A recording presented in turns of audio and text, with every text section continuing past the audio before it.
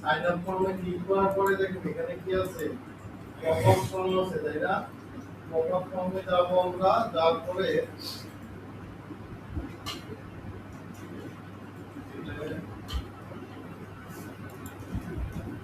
দেখেন পপআপ ফর্মে আসার পরে এই জায়গায় আপনার ক্রিয়েট পপআপ ফর্ম লেখা আছে, যেখানে আপনি ক্লিক করার পরে দেখেন এখান থেকে হচ্ছে আপনার কি টাইপের ফর্ম আপনার দরকার, ঠিক আছে? দেখেন এখানে ডিসকাউন্ট আছে, ফ্রি শপিং আছে, মানে এক একটা এক এক হচ্ছে অফারের ফর্ম বানাতে পারবেন, ঠিক আছে? এখান থেকে তো আপনার যেটা দরকার এখান থেকে আপনি ওটা নিতে পারেন। তো আমরা ধরেন ডিসকাউন্টের এটা নিলাম, ডিসকাউন্টের এটা নেওয়ার পরে দেখেন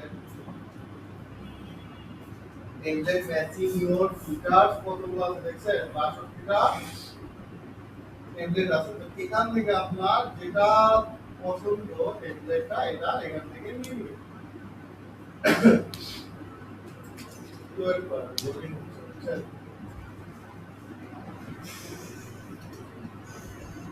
আচ্ছা দেখেন এই যে এগুলা কিন্তু একটা এক এক ডিজাইনের ফর্ম, ঠিক আছে? ধরেন আমি এখান থেকে এই যে ফর্মটা নিলাম, এরপরে এখানে আমাকে কি বলতেছে ফর্ম নেম, তো এখান থেকে আপনার নাম দিতে হবে, ঠিক আছে? ধরে আমি কি ডিসকাউন্ট দিলাম,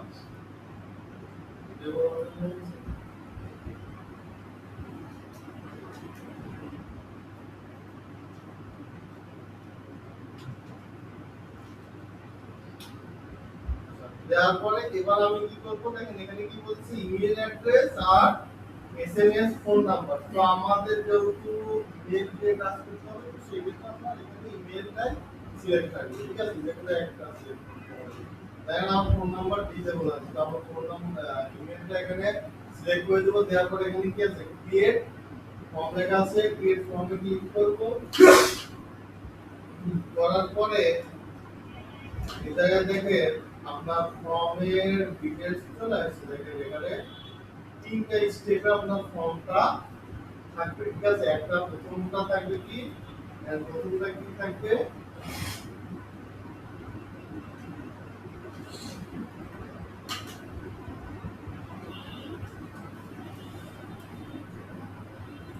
দেখেন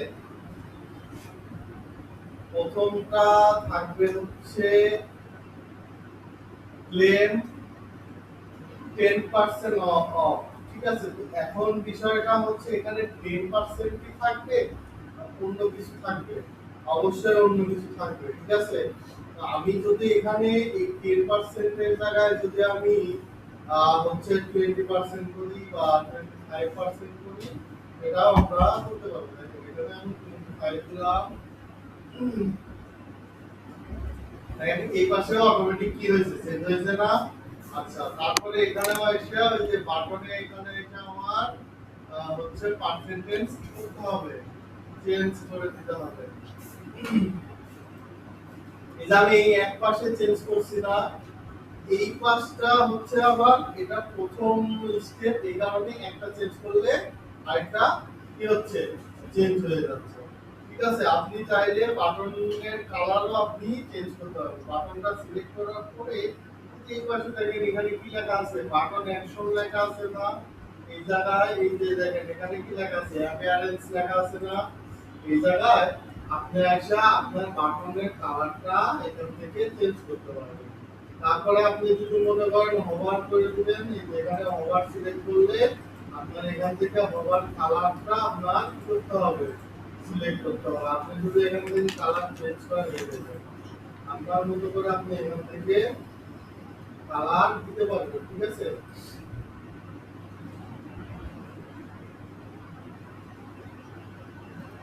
তারপরে এই যে স্লাইড আছে, ঠিক আছে? ট্রানজিশন আছে, এখানে আপনি এটা দিয়ে দিবেন। তারপরে নিচের দিকে দেখেন আরেকটা ইয়ে আছে, যখন আপনি ক্লেমে ক্লিক করবেন তখন কি হবে, আপনার এই পেজটা চলে আসবে। প্রথমে আমি কি করলাম, ক্লেম করলাম, তাই না? তারপরে এখন কি আসছে দেখেন ইমেল দেওয়ার অপশন আছে না? আমার এখানে কত পার্সেন্ট দেওয়া ছিল, 25% আসবে, এখানে আবার 25% দিতে হবে। দেখেন এখানে আমি দিলাম, এটাও কিন্তু চেঞ্জ হয়ে গেল। আমি কিন্তু আগের স্টেপে কিন্তু পার্সেন্টেজ আমি কিন্তু চেঞ্জ করছি, পরের স্টেপে এসে কি চেঞ্জ হয়েছে হয় না, আমার নতুন করে চেঞ্জ করতে হচ্ছে।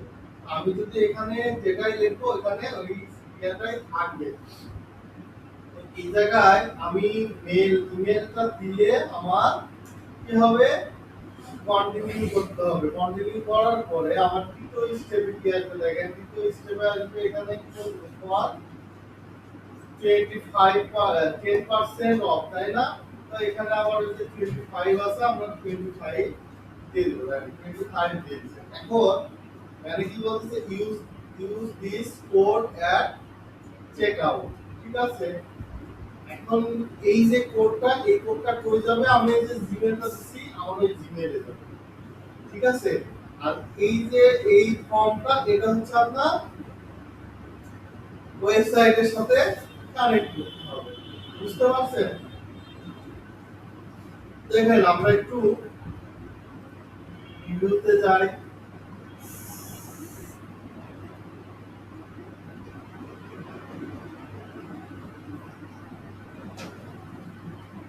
দেখেন এই যে এইভাবে আসবে, ঠিক আছে?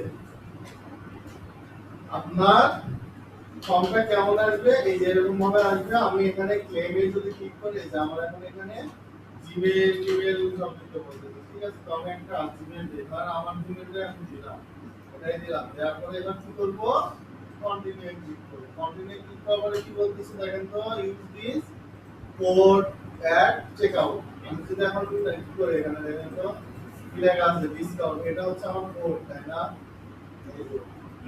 এই যে কোড, এটা আমার কপি হয়ে গেছে। আচ্ছা এই যে ডিসকাউন্ট, এটা কিন্তু কোড, আমি চাইলে এটা কি করতে পারবো, চেঞ্জ করতে পারবো, তাই না? এই দেখেন এই জায়গায় এই যে কোড দেখছেন,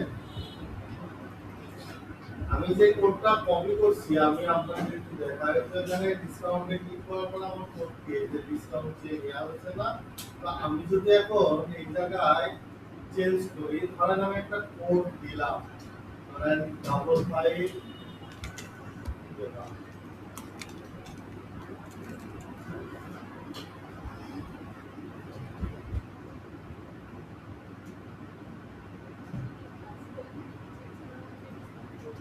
হ্যাঁ হ্যাঁ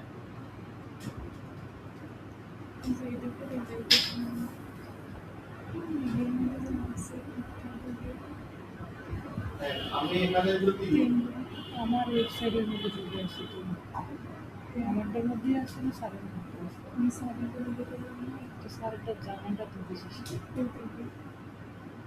সব আমার ভিডিও ধরেন আমি একটা কোড এখানে দিলাম, ঠিক আছে?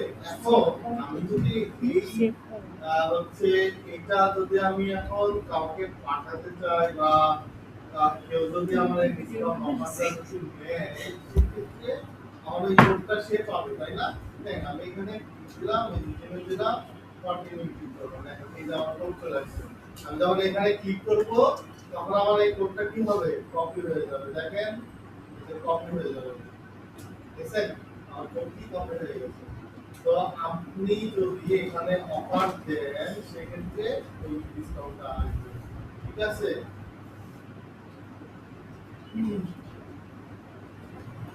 কিসের মেসেজ করছে?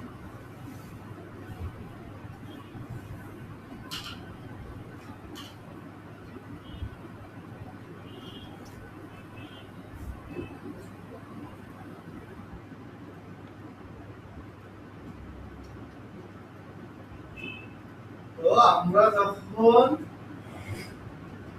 এই ফর্মটাতে ক্লিক করব, বা হচ্ছে আমার কাস্টমার যখন ক্লিক করবে, তখন এইখানে চলে আসবে, তাই না? তাই আমরা যদি এখন ব্যাক টু সাইডে চলে যাই, তাহলে আমাদের যে ওয়েবসাইট, এখানে গিয়ে চলে যাবে। এই ফর্মটা কি করতে হবে জানেন, এই ফর্মটা হচ্ছে ওয়েবসাইটের সাথে কানেক্ট করতে হবে। আচ্ছা দেখেন এই যে এখানে দেখেন মডেল লেখা আছে না, এখানে এটা চেঞ্জ করতে পারবেন, ঠিক আছে?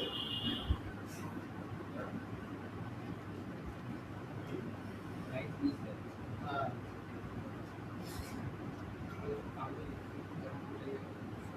কোন ব্যাংক? দেখাও না, এটা আমি তো দেখেই হচ্ছে নিচে ব্যাকগ্রাউন্ডটা তো আমি দেখেই নিচে এই ব্যাকগ্রাউন্ডটা সিলেক্ট করবে করার পরে দেখেন এই পাশে এই যে কালার দেখতেছেন না এখান থেকে আপনি আপনার মতো করে কালার দিতে পারবেন দেখছেন এই দেখেন বুঝতে পারছেন এখান থেকে আপনি কালারটা নিয়ে দিবেন আপনার যে কালার চয়েস মানে হবে ওই কালারটা এখানে সিলেক্ট করে দিবেন